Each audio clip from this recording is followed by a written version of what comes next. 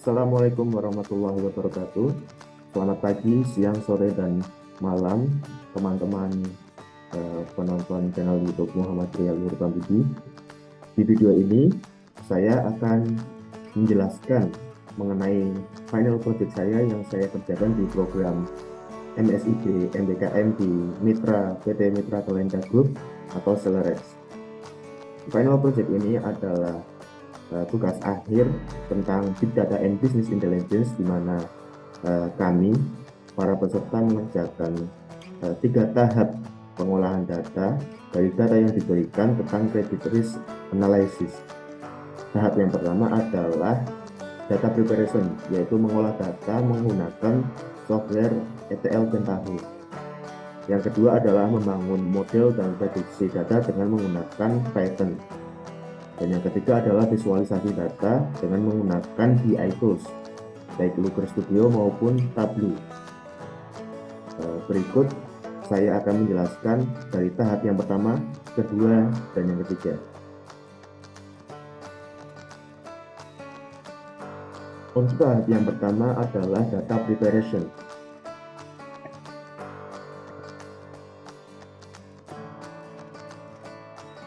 Untuk tahap yang pertama adalah data preparation, di mana saya menggunakan software ETL Pentaho.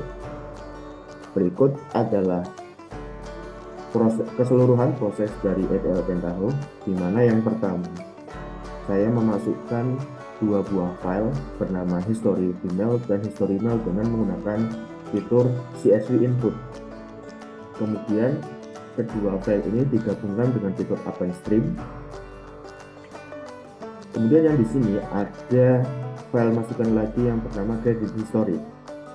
Credit history ini adalah sebuah file CSV yang dimasukkan dengan fitur CSV input. Kemudian di sini ada fitur group by untuk memunculkan atau mengelompokkan tabel sesuai dengan yang kita inginkan. Di sini saya menggunakan pengelompokan nilai maksimum berdasarkan latest overdue atau catatan terakhir. Kedua file ini saya cari padanannya dengan menggunakan stream lookup, di mana lookup value yang saya gunakan adalah ID customer. Menggunakan field spesifik yang akan saya cari adalah latest overdue yang telah diganti nama menjadi status terbaru.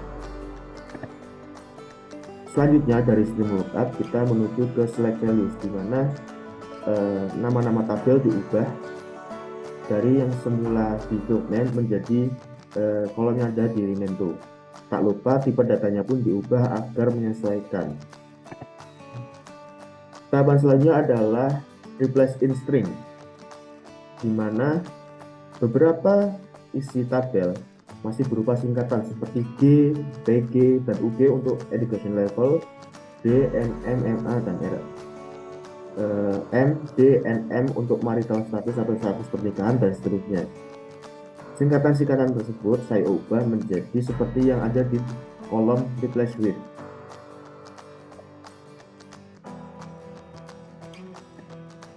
Kemudian tabelnya adalah add constant.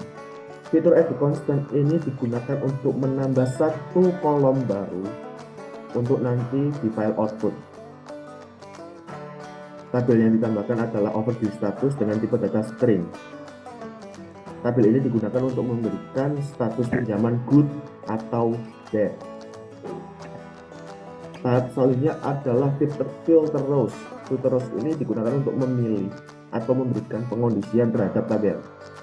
Di sini saya memberikan kondisi apabila nilai overdue tidak memiliki pinjaman atau tepat waktu, dia akan benar dan masuk ke tahap good.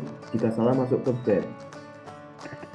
Good or bad ini menggunakan set the value to a constant, di mana jika memenuhi kondisi sebelumnya, maka overdue-nya akan bernilai 0 dan overdue statusnya bernilai good. Sedangkan jika bad, maka overdue-nya bernilai 1 dan overdue statusnya bernilai bad. Tahap selanjutnya adalah select values. Di sini saya mengganti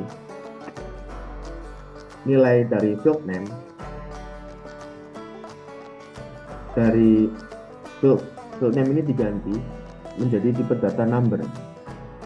Setelah itu running. Sebelum ke text file output, saya running dulu di dummy do nothing untuk mengecek apakah semua outputnya sudah benar. Dan yang terakhir adalah text file output. Di sini adalah bentuk akhir dari proses ETL yang dilakukan dengan mengoutputkan seluruh proses ke sebuah file. Tipe file yang dipilih adalah CSV dan disimpan dalam directory ini.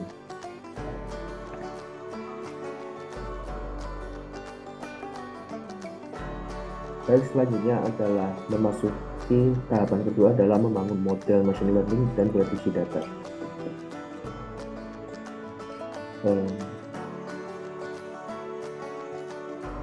Pertama, kita memasukkan seluruh library yang dibutuhkan seperti yang tertulis di code ini.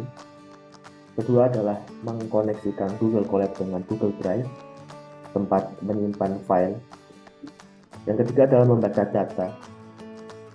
Keempat adalah mengetahui dimensi dan tipe data. Selanjutnya kita menghandle nilai nol. Berdasarkan hasil code, terdapat nilai nol yang sangat banyak di bagian occupation. Maka dari itu kita isi dengan modus dari occupation, sehingga nilai nolnya itu tidak ada lagi. Lalu kita cek, ternyata sudah bagus. Dan kita lihat dimensinya 19 kolom dan 438.000 baris. Untuk eksplorasi datanya, kita bisa eksplorasi berdasarkan jenis kelamin, kepemilikan mobil, kepemilikan properti, jenis pendapatan, jenis pendidikan, kemudian status pernikahan, tipe rumah, pekerjaan, flag mobile, kepemilikan flag work phone, berdasarkan flag phone, email, dan visualisasi. Eksplorasi data ini dapat dilakukan menurut keinginan penggunanya. Untuk visualisasi, kita menggunakan library SNS. SNS ini adalah visualisasi untuk statistik. Di sini data divisualisasikan dalam bentuk diagram batang, diagram lingkaran, box plot, kemudian scatter plot. Setelah itu kita masuk ke bagian dummy data. Di bagian ini, nilai-nilai yang ada dalam setiap tabel diubah menjadi bentuk numerik. Pertama kita buat perhitungan datanya dulu sesuai dengan code-nya sudah ada, didapatkan hasil. Kemudian kita ubah setiap isi tabel menjadi labeling numerik 1 atau 2. Sebagai contoh, jenis kelamin laki-laki diberikan numerik 1, jenis kelamin perempuan diberikan numerik 2. Begitu seterusnya untuk setiap kolom. Perlu diperhatikan bahwa angka-angka ini harus tepat seperti jumlah kategori yang ada. Jika kategori yang ingin diubah ada 18, berarti harus diberikan 18 numerik seperti itu. Lalu kita jadikan kolom overdue status di sumbu Y. Lalu dilihat apakah data yang kita memiliki nilai nol, dan setelah di running tidak ada. Untuk isi label sendiri, nilai bed mencapai 404.000 dan nilai good 34.000 dengan tipe data seperti yang tertampil. Untuk balancing data, metode yang digunakan adalah undersampling dan oversampling. Di sini juga ada smoothing. Kemudian kita buat kolom baru, lalu hasil oversampling tersebut dimasukkan ke tabel yang telah dibuat. Untuk membangun model, pertama kita masukkan library train test field list. Data yang kita miliki akan dibagi menjadi dua, yaitu untuk latihan dan untuk tes, di mana porsi untuk tes sebesar 30%. Untuk extreme oversample kita cari nilai nulnya dan hasilnya tidak ada nilai nul. Untuk X-test dicari nilai nulnya dan hasilnya tidak ada nilai nol. Metode yang coba saya gunakan adalah decision tree, di mana akurasi yang dimiliki decision tree mencapai 96%. F1 skornya 96% dan ini sangat tinggi. Dan kemudian setelah itu kita uji model yang telah dibuat dengan data baru, yaitu data test. Data test ini adalah data baru yang telah diberikan oleh pihak Accelerate kepada para peserta. Kita baca datanya dulu, kemudian buat tabel, cek nilai nul, kemudian buat pengondisian numerik 1, 2, 3 dan seterusnya. Lalu kita cek apakah telah berubah menjadi numerik semua dan hasilnya telah berubah menjadi numerik semua. Lalu kita buang data yang tidak penting, drop ID customer, dan kita lihat kembali. Setelah itu data masuk ke bagian prediksi dan hasil prediksi modelnya seperti ini, sesuai yang telah diharapkan. Kemudian kita gabungkan data yang pertama dengan data prediksi tes dan hasilnya seperti yang terlihat, data telah tergabung. Kemudian kita outputkan data yang telah kita prediksi ke file prediksi model.csv. Tahap terakhir adalah visualisasi data, di mana saya membuat 6 insight dan 1 buah dashboard. 3 diantaranya menggunakan metode Big S Number. Big S Number pertama adalah total pendapatan per tahun, yang kedua adalah rata-rata umur, dan yang ketiga adalah rata-rata pendapatan per tahun. Insight keempat adalah pendapatan berdasarkan status pernikahan dan jenis kelamin. Dapat dilihat bahwa pendapatan laki-laki di seluruh kategori pernikahan lebih sedikit daripada pendapatan perempuan. Perlu diingat bahwa chart atau diagram batang ini tidak menunjukkan seberapa banyak pendapatan, tetapi seberapa banyak gender. Yang kelima adalah pendapatan berdasarkan level pendidikan yang disajikan dalam diagram lingkaran, di mana jumlah orang yang tingkat pendidikannya graduate adalah yang paling banyak, akan tetapi jumlah rata-rata pendapatan tahunan untuk postgraduate adalah yang paling banyak.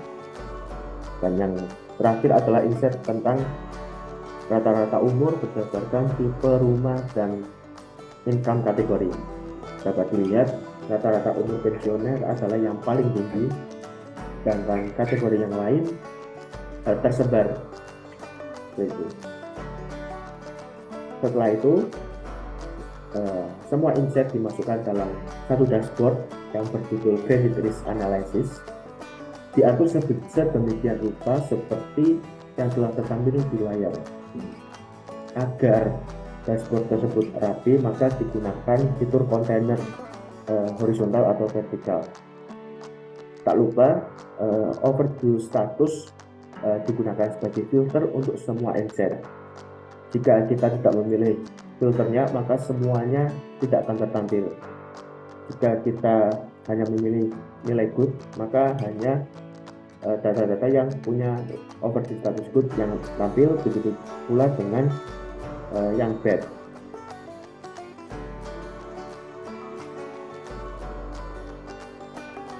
Filter ini memiliki peran yang sangat penting agar kita bisa lebih mudah menganalisis data, karena sifat Tableau ini sangat dinamis dan cepat berubah berdasarkan filter ataupun insight yang kita buat, seperti itu.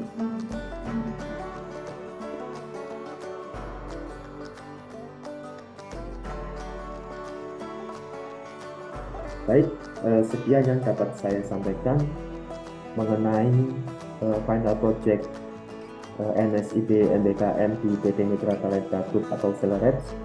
Semoga yang saya sampaikan bermanfaat. Mohon maaf apabila banyak kekurangan.